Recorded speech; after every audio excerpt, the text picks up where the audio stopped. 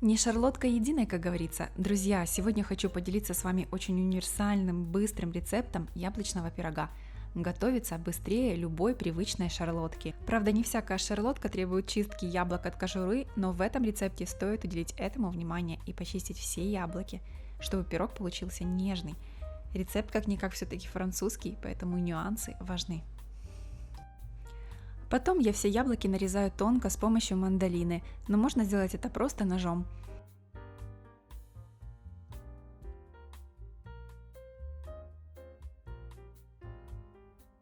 Чтобы яблоки не потемнели, желательно сбрызнуть их лимонным соком.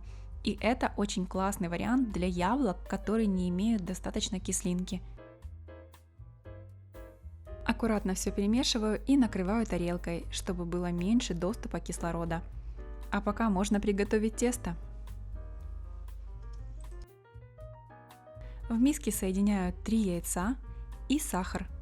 Сахар использую коричневый, с ним будет вкус намного интереснее.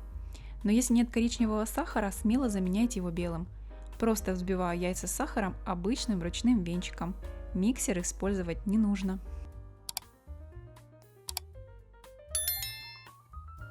Когда сахар растаял и яичная смесь побелела, добавляю 1 чайную ложку ванильного экстракта и также 1 столовую ложку рома или коньяка, что у вас есть, но это по желанию.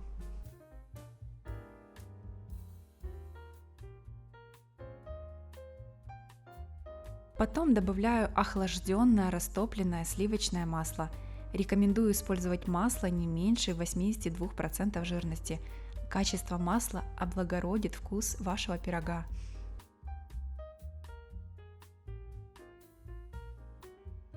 Теперь к муке добавляю разрыхлитель. Все перемешиваю, после чего просеиваю к жидким ингредиентам и перемешиваю тесто до однородности.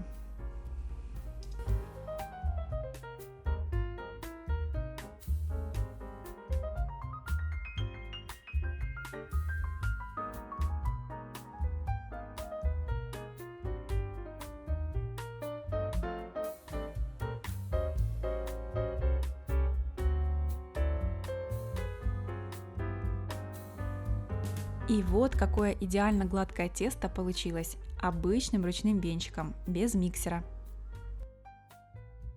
Ну а теперь соединяю тесто с яблоками и аккуратно перемешиваю силиконовой лопаткой. Если у вас яблоки по структуре такие кашеобразные, то есть риск того, что какие-то кусочки будут ломаться, поэтому я рекомендую использовать в этом рецепте максимально твердые, плотные сорта яблок. Так как я не хочу, чтобы мой пирог был плоский, я использую форму 18 см в диаметре. Это даст ему высоту. Дно формы я застелила пергаментом, но можно просто смазать всю форму сливочным маслом. Аккуратно разравниваю тесто силиконовой лопаткой. К этому времени у вас уже должна быть разогрета духовка до 180 градусов. Для того, чтобы у пирога получилась аппетитная корочка, можно посыпать сверху пирог сахаром, но также я буду использовать миндальные лепестки. Это даст дополнительную выраженную ореховую нотку, которая только улучшит вкус. Отправляю пирог в духовку примерно на 45 минут. После приготовления даю пирогу полностью остыть. Ну что, французский яблочный пирог готов? Сохраняйте рецепт себе в закладке, ставьте лайк этому видео и подписывайтесь на мой канал.